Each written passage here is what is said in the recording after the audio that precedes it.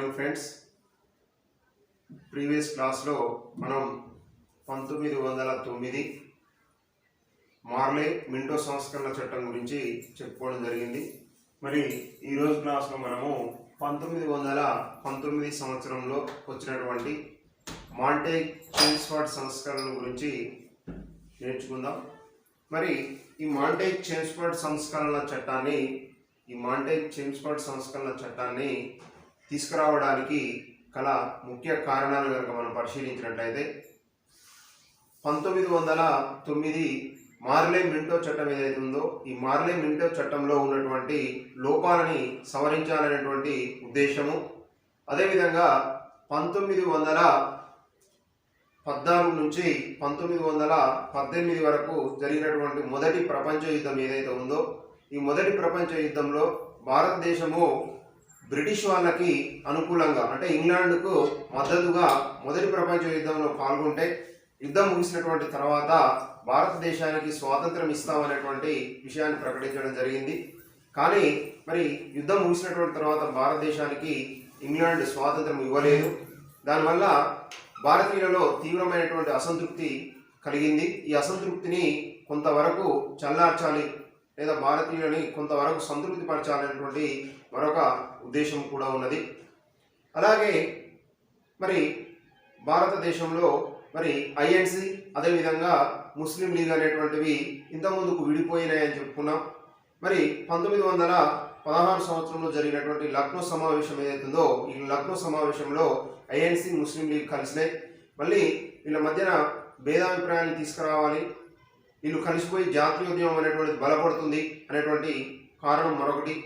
అలాగే మరొక ముఖ్యమైనటువంటి అంశం ఏంటంటే ఈ 1917 సంవత్సరంలో అతివాదులు మితవాదులు కలవడం.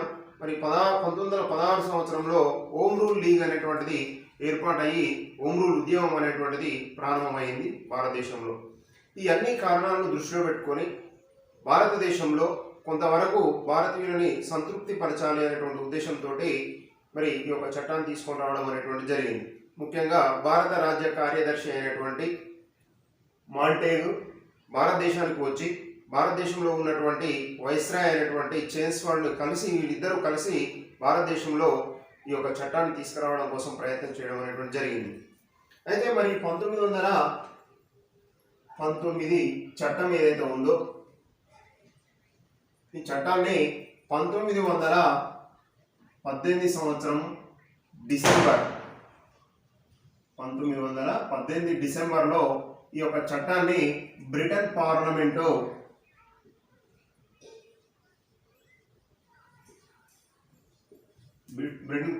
ఆమోదించడం జరిగింది. అంటే 1918 డిసెంబర్లోనే ఈ యొక్క చట్టం అనేటువంటిది ఆమోదం పొందింది బ్రిటన్ పార్లమెంటు చేత. మరి ఇక్కడ ఆమోదం పొంది 1919 చట్టంగా ఈ యొక్క చట్టం అనేటువంటిది తీసుకురావడం జరిగింది. అయితే వాస్తవానికి ఈ చట్టం అనేటువంటిది 1921 సంవత్సరంలో భారతదేశంలో అమలులోకి వచ్చింది.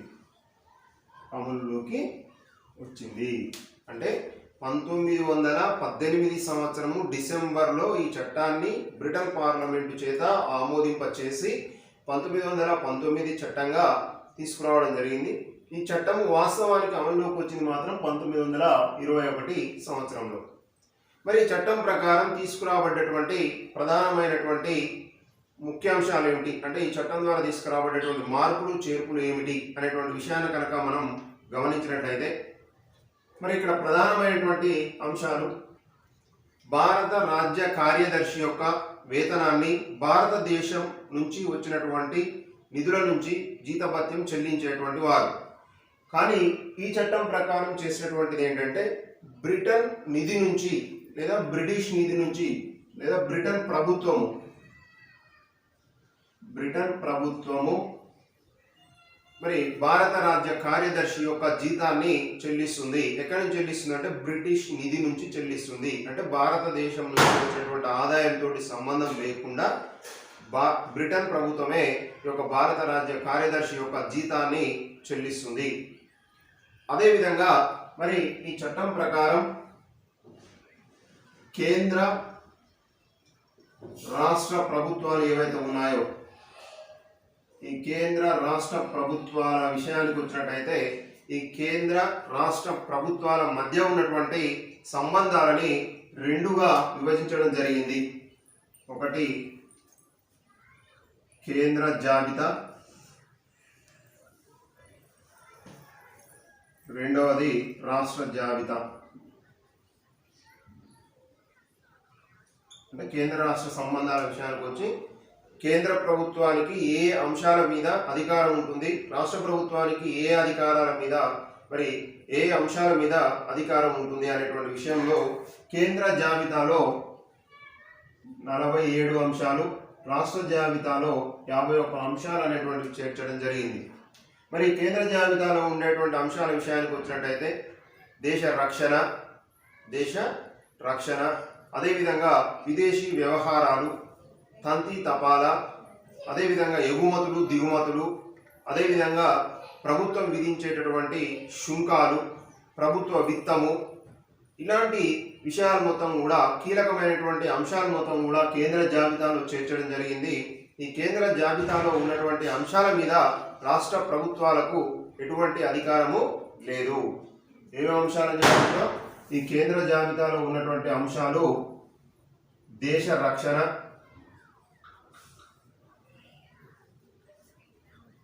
ప్రభుత్వ విత్తము, ప్రభుత్వ రుణము, ఎగుమతులు దిగుమతులు, తంతి తపాలా,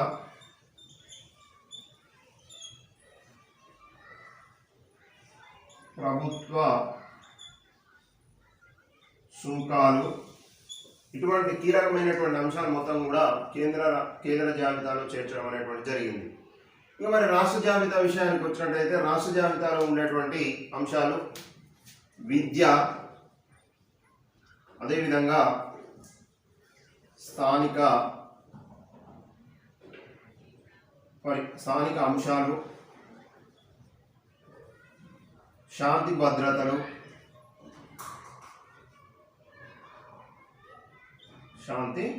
భద్రతలు, అదేవిధంగా వ్యవసాయం,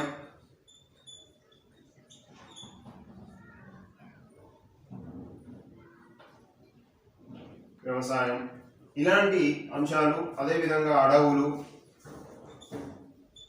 ఇలాంటి అంశాలని రాష్ట్ర జాబితాలో ఇవ్వడం అనేటువంటి జరిగింది. మరి రాష్ట్ర జాబితాలో ఉన్నటువంటి అంశాలపై కేంద్ర ప్రభుత్వానికి అధికారం ఉంటుంది, కానీ కేంద్ర జాబితాలో ఉన్నటువంటి అంశాలపైన రాష్ట్రాలకు ఎటువంటి అధికారం అనేటువంటిది లేదు. అదేవిధంగా మరి చట్టం ద్వారా తీసుకురాబడ్డటువంటి మరొక కీలకమైనటువంటి అంశం విషయానికి వచ్చినట్టయితే కేంద్రంలో ద్విసభ విధానాన్ని తీసుకురావడం జరిగింది. ద్విసభ విధానం అంటే భారతదేశ పరిపాలనా వ్యవస్థలో పార్లమెంటరీ తరహా ప్రభుత్వ విధానాన్ని తీసుకురావడం అనేటువంటి జరిగింది. అంటే పార్లమెంటరీ వ్యవస్థ అనేటువంటిది ఈ యొక్క 1919 చట్టం ద్వారా ప్రారంభమైంది. మరి ఈ ద్విసభ విధానంలో భాగంగా కౌన్సిల్ ఆఫ్ స్టేట్స్, అదేవిధంగా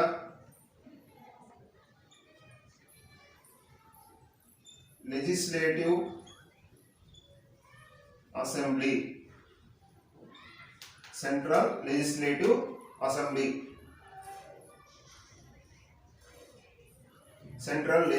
అసెంబ్లీ, కౌన్సిల్ ఆఫ్ స్టేట్స్ అనే 2 సభలని ప్రవేశపెట్టడం జరిగింది. దీన్ని ఒక రకంగా మనం ఎగువ సభ అని చెప్పుకోవచ్చు, ఇది దిగువ సభ, శాసన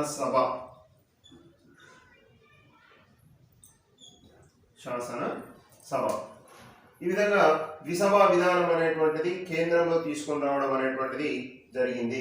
అంటే కేంద్ర ప్రభుత్వంలో ద్విసభ విధానం అమలులోకి తీసుకురాబడింది ఈ చట్టం ప్రకారం. మరి దీని విషయానికి కనుక వచ్చినట్టయితే ఈ కౌన్సిల్ ఆఫ్ స్టేట్లో 60 మంది సభ్యులు ఉంటారు. కౌన్సిల్ ఆఫ్ స్టేట్లో సభ్యుల సంఖ్య 60 మంది. ఈ 60 మందిలో 34 మంది డైరెక్ట్ ఎన్నిక ద్వారా ఎన్నుకోవడం అనేటువంటి జరుగుతుంది. ఎన్నికల ద్వారా 34 మంది ఎన్నుకోబడతారు. 26 మందిని గవర్నర్ జనరల్ ఆర్ అక్కడ ఉన్నటువంటి గవర్నర్ జనరల్ ఎవరైతే ఉన్నారో ఈయన నామినేట్ చేయడం అనేటువంటిది జరుగుతుంది. వీళ్ళు నామినేటెడ్, వీళ్ళు ఎన్నిక ద్వారా. అంటే ఈ విషయాన్ని దృష్టిలో పెట్టుకొని మనం చూసినట్లయితే భారతదేశంలో ప్రత్యక్ష ఎన్నికల విధానం అనేటువంటిది అమల్లోకి తీసుకొని రావడం జరిగింది. మరి భారతదేశంలో ఉన్నటువంటి ప్రజలందరికీ కాకుండా కొంతమందికి మాత్రమే ఎన్నికలలో ఓటు వేసేటువంటి అవకాశం కల్పించడం జరిగింది. ఎవరెవరికంటే మరి పన్నులను నిర్ణీత సమయంలో చెల్లించేటటువంటి వాళ్ళు ఎవరైతే ఉంటారో పన్నుల్ని చెల్లించేటువంటి వారు, అదేవిధంగా ప్రభుత్వం యొక్క బిరుదులు అవార్డులు పొందినటువంటి వారు, సమాజంలో కీలకమైనటువంటి ఉన్నత స్థానంలో ఉన్నటువంటి వ్యక్తులు ఎవరైతే ఉంటారో వాళ్ళకి బ్రిటిష్ వాళ్ళకి విధేయులుగా లేదా ప్రభుత్వంలో పాల్పంచుకున్నటువంటి వ్యక్తులు ఎవరైతే ఉంటారో వాళ్ళకు ఎన్నికల్లో ఓటు వేసేటువంటి అధికారం అనేటువంటిది కల్పించడం జరిగింది. మరి 34 మంది ఎన్నుకుంటారు, 26 మందిని నామినేట్ చేయడం అనేటువంటిది జరుగుతుంది. మరి ఎగువ సభ సభ్యుల యొక్క పదవీ కాలం అంటే కౌన్సిల్ ఆఫ్ స్టేట్స్ ఏదైతే ఉందో ఈ కౌన్సిల్ ఆఫ్ స్టేట్కి ఎన్నిక కాబడినటువంటి సభ్యుల యొక్క పదవీ కాలము 5 సంవత్సరాలు. సభ్యుల యొక్క పదవీ కాలము 5 సంవత్సరాలుగా మనం చెప్పుకోవచ్చు. ఇంకా అదేవిధంగా సెంట్రల్ లెజిస్లేటివ్ అసెంబ్లీలో మొత్తం సభ్యుల సంఖ్య 144 మంది. 144.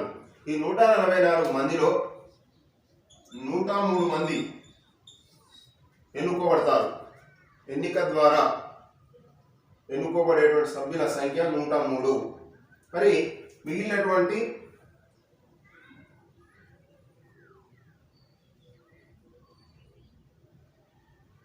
41 మంది ఎవరైతే ఉన్నారో ఈ 41 మందిని నామినేట్ చేయడం అనేటువంటిది జరుగుతుంది. మరి వీళ్ళ యొక్క పదవీ కాలము 3 సంవత్సరాలు. సెంట్రల్ లెజిస్లేటివ్ అసెంబ్లీకి ఎంపిక అయినటువంటి సభ్యులు మొత్తం కూడా 144 మంది సభ్యులు ఉంటే ఇందులో 103 మంది ఏమో ఎన్నుకోవడం ద్వారా, 41 మంది ఏమో నామినేటెడ్ సభ్యులు. వీళ్ళ యొక్క పదవీ కాలము 3 సంవత్సరాలు. మరి ఈ విధంగా ఎన్నిక కాబడ్డటువంటి ఈ యొక్క 144 మంది ఎవరైతే ఉన్నారో వీళ్ళలో ఒక చైర్మన్ని ఎంపిక చేయడం అనేటువంటి జరుగుతుంది. ఆ విధంగా ఎన్నుకోబడ్డటువంటి మొట్టమొదటి చైర్మన్ ఎవరంటే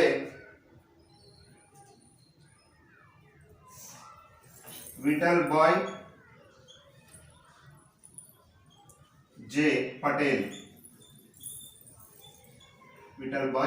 జే పటేల్ అనేటువంటి ఆయన మొట్టమొదటి చైర్మన్ గా చెప్పుకోవచ్చు. సెంట్రల్ లెజిస్లేటివ్ అసెంబ్లీ యొక్క తొలి చైర్మన్ గా ఎంపిక కాబడ్డటువంటి వ్యక్తి విఠల్ భాయ్ జే పటేల్.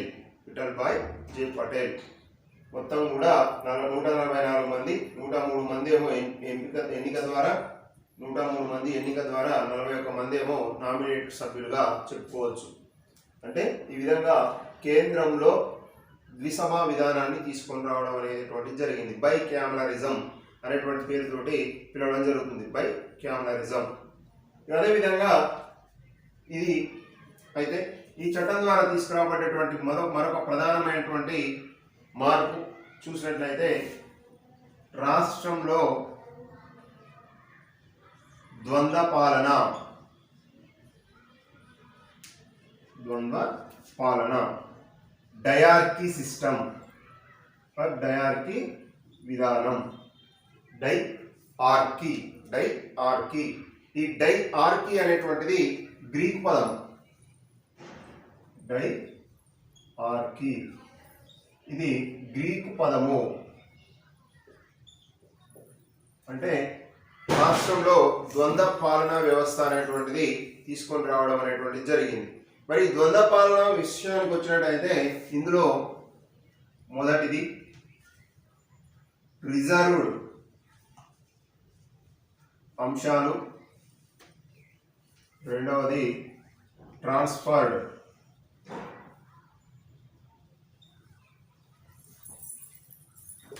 రిజర్వ్డ్ అంశాలు, ట్రాన్స్ఫర్డ్ అంశాలు అని 2 భాగాలుగా వర్గీకరించడం అనేటువంటిది జరుగుతుంది. మరి రిజర్వ్డ్ అంశాల విషయానికి వచ్చినట్టయితే ఇందులో 28 అంశాలు ఉన్నాయి. ట్రాన్స్పోర్ట్ శాఖలో 22 అంశాలు ఉన్నాయి.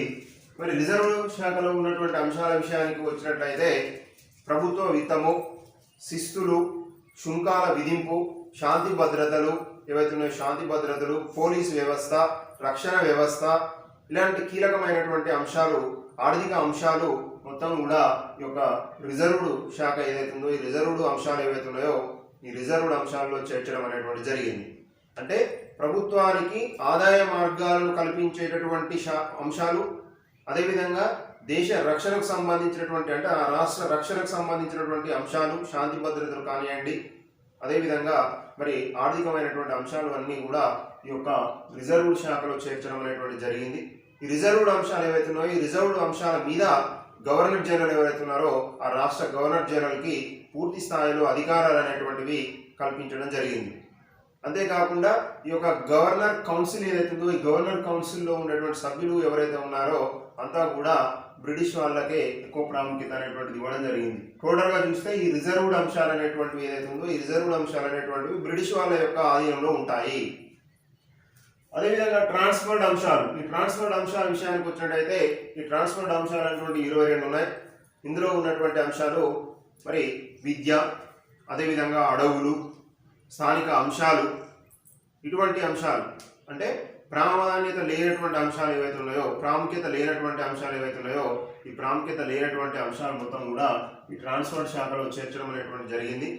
మరి ట్రాన్స్పోర్ట్ శాఖ ఏదైతే ఉందో దీంట్లో ఉండేటువంటి సభ్యులంతా కూడా బ్రిటిష్ వాళ్ళు కాకుండా భారతీయులకు అవకాశం కల్పించడం జరిగింది. అంటే ట్రాన్స్పోర్ట్ అంశాలు ఏవైతే ఉన్నాయో ఇందులో ఉండేటువంటి సభ్యులు ఎవరు ఉంటారు అంటే భారతీయులు ఉంటారు. అంటే ప్రాధాన్యత లేనటువంటి అంశాలని భారతీయుల చేతికి ఇచ్చి ప్రాధాన్యత ఉన్నటువంటి అంశాలు మొత్తం కూడా బ్రిటిష్ వాళ్ళు వాళ్ళ ఆధీనంలో ఉంచుకోవడం అనేటువంటిది జరిగింది ఈ యొక్క చట్టం ప్రకారం. అంటే రాష్ట్రాల్లో ద్వంద్వ పాలన, కేంద్రంలో ద్విసభా విధానం అనేటువంటిది ప్రధానమైనటువంటిదిగా మనం చెప్పుకోవచ్చు. ఇక అదేవిధంగా ఈ చట్టం ద్వారా తీసుకురాబడ్డటువంటి ప్రధానమైనటువంటి అంశాలను కనుక మనం పరిశీలన చేసినట్లయితే ఇంతకుముందు చెప్పుకున్నటువంటి గవర్నర్ జనరల్ కౌన్సిల్ ఏదైతే ఉందో గవర్నర్ జనరల్ కౌన్సిల్ సభ్యుల సంఖ్య 6 ఉండేది. ఈ 6గురిలో ఒకరిని భారతీయుని తీసుకునేటువంటి వారు ఇంతకుముందు మనం చెప్పుకున్నాం సత్యేంద్రనాథ్ సిన్హా అనేటువంటి ఆయన తీసుకున్నారని. అయితే ఇందులో ఉన్నటువంటి సభ్యుల 6గురిలో 3 భారతీయుల్ని నియమించేటువంటి అవకాశం అనేటువంటిది ఇక్కడ ఇవ్వడం జరిగింది. అదేవిధంగా కేంద్ర రాష్ట్రాల మధ్య బడ్జెట్ అనేటువంటిది వేరు చేయబడింది. అంటే కేంద్రానికి సంబంధించిన బడ్జెట్ వేరే, రాష్ట్రానికి సంబంధించిన బడ్జెట్ వేరే. అదేవిధంగా మరి బడ్జెట్ ప్రవేశపెట్టేటువంటి సందర్భంలో బడ్జెట్ అనేటువంటిది వేరే, రైల్వే బడ్జెట్ అనేటువంటిది వేరే, రెండు కూడా వేరువేరుగా ప్రవేశపెట్టేటువంటి విధానం అనేటువంటిది ఈ యొక్క చట్టం ద్వారా అమల్లోకి వచ్చిందని మనం చెప్పుకోవచ్చు. అంటే కేంద్ర బడ్జెట్, రైల్వే బడ్జెట్ రెండు కూడా వేరువేరుగా ఉంటాయి. అంతేకాకుండా కేంద్ర రాష్ట్రాల మధ్య కూడా బడ్జెట్ అనేటువంటివి వేరు చేయడం అనేటువంటిది ప్రధానమైనటువంటి అంశంగా మనం చెప్పుకోవచ్చు. అదేవిధంగా లీ కమిషన్ సూచనల మేరకు లీ కమిషన్ సూచనల మేరకు భారతదేశంలో పబ్లిక్ సర్వీస్ కమిషన్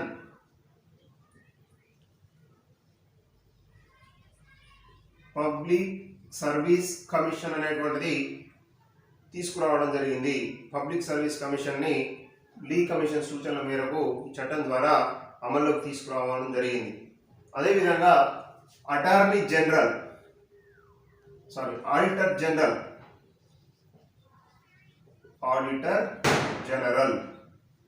ఈ ఆడిటర్ జనరల్ అనేటువంటి ఒక నూతనమైనటువంటి పోస్ట్ను క్రియేట్ చేయడం అనేటువంటి జరిగింది. అంటే ప్రభుత్వం యొక్క ఆదాయ వ్యవహారాలు ఏవైతే ఉన్నాయో వాటిని ఆడిట్ చేయడం కోసం ఆడిట్ జనరల్ అనేటువంటి దాన్ని తీసుకురావడం జరిగింది. ఇక ఇందులో మరొక కీలకమైనటువంటి ముఖ్యమైనటువంటి అంశాన్ని కనుక మనం పరిశీలన చేసినట్లయితే భారతదేశంలో ఉన్నటువంటి మొత్తం పాలనా వ్యవహారాలు ఏవైతే ఉన్నాయో ఈ పాలనా వ్యవహారాల విషయంలో మరి బ్రిటన్లో ప్రభుత్వానికి అంటే బ్రిటన్ పార్లమెంట్ ఏదైతుందో బ్రిటన్ పార్లమెంటుకు బాధ్యత వహించేటువంటి విధంగా బ్రిటన్లో లేదా ఇంగ్లాండ్లో ఒక నూతనమైనటువంటి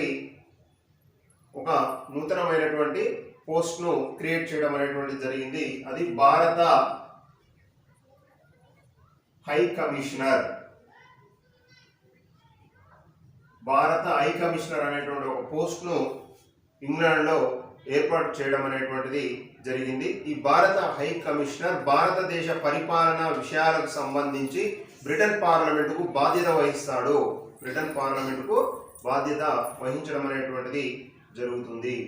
అంటే భారత హై కమిషనర్ ఉంటాడు. ఈ భారత హై కమిషనర్ కింద భారత రాజ్య కార్యదర్శి ఉంటాడు. భారత రాజ్య కార్యదర్శి కింద ఎవరు ఉంటారు? వైస్రాయ్ ఉంటాడు. ఈ విధంగా పాలనా వ్యవస్థ అనేటువంటిది కొనసాగుతుంది.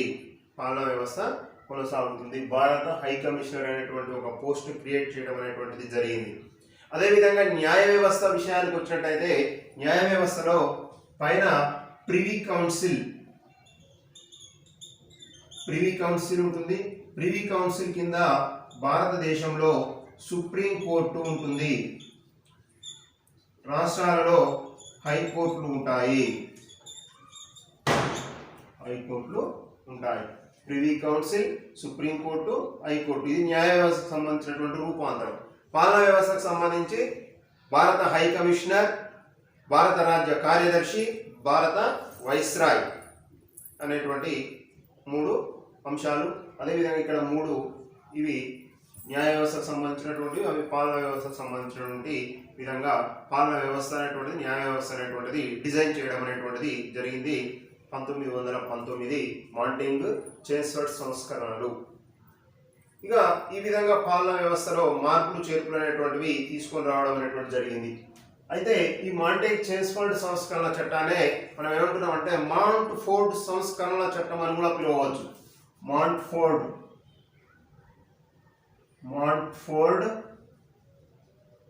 సంస్కరణల చట్టం. అంటున్నాం. మాంటేగ్ ఎవరు? భారత రాజ్య కార్యదర్శి. Chelmsford viceroy. చేమ్స్ఫర్డ్ అంటే ఆయన ఎవరు? వైస్రాయ్. మొదటగా భారత రాజ్య కార్యదర్శి పేరు, ఆ తర్వాత చేమ్స్ఫర్డ్ అంటే వైస్రాయ్ పేరుతోటి మాంటేగ్ చేమ్స్ఫర్డ్ సంస్కరణ చట్టం అనేటువంటి పేరుతో పిలుస్తున్నాం. దీన్నే మౌంట్ ఫోర్డ్ సంస్కరణ చట్టం అనేటువంటి పేరుతో కూడా మనం పిలవడం అనేటువంటిది జరుగుతుంది. అదేవిధంగా కేంద్ర రాష్ట్రాల మధ్యన, అదేవిధంగా రాష్ట్రాలకు మధ్యన అంటే అంతర్ రాష్ట్రాల మధ్యన ఏర్పడేటటువంటి వివాదాలను పరిష్కరించేందుకు మరి భారత వైస్రాయ్ ఎవరైతే ఉన్నారో వైస్రాయ్కి అధికారాలు అనేటువంటివి కల్పించడం జరిగింది ఈ యొక్క 1919 చట్టం ద్వారా. మరి ఈ చట్టాన్ని విమర్శించడం కూడా జరిగింది. ముఖ్యంగా చూసినట్టయితే బాల గంగాధర్ తిలక్ ఈ యొక్క చట్టాన్ని సూర్యుడు లేని ఉదయంగా పేర్కొనడం జరిగింది. 1919 మాంటేగ్ చేమ్స్ఫర్డ్ సంస్కరణల యొక్క చట్టం ఏదైతే ఉందో ఈ మాంటేగ్ చేమ్స్ఫర్డ్ సంస్కరణల చట్టాన్ని భారత దేశానికి చెందినటువంటి అతివాద త్రయంలో ఒకరైనటువంటి బాల గంగాధర్ తిలక్ ఏమన్నాడంటే సూర్యుడు లేనటువంటి ఉదయం. సూర్యుడు లేకపోతే ఉదయం ఏ విధంగా ఉంటుంది? చీకటే ఉంటుంది కదా. కానీ అది అలాగే మరి సూర్యుడు లేకపోతే మొత్తం కూడా చీకటి ఏ విధంగా అయితే ఉంటుందో ఈ చట్టం కూడా అటువంటిదే. అంటే భారతీయులకు స్వయం ప్రతిపత్తి ఇచ్చినట్టే ఇచ్చిరు, కానీ ఎలాంటి ప్రయోజనం అనేటువంటిది లేదు. సూర్యుడు లేనటువంటి ఉదయం లాంటిది ఈ యొక్క చట్టము అని విమర్శించడం అనేటువంటిది జరిగింది. ఇది 1919 మాంటేగ్ చేమ్స్ఫర్డ్ సంస్కరణల చట్టము. నెక్స్ట్ క్లాస్లో మనం 1935 భారత ప్రభుత్వ చట్టం గురించి, అదేవిధంగా దానికి సంబంధించి ఇంకా అంటే ఈ చట్టం తీసుకొచ్చినటువంటి తర్వాత ఎలాంటి సంఘటనలు జరిగినాయి అనేటువంటి విషయాన్ని నెక్స్ట్ క్లాస్లో మనం తెలుసుకుందాం.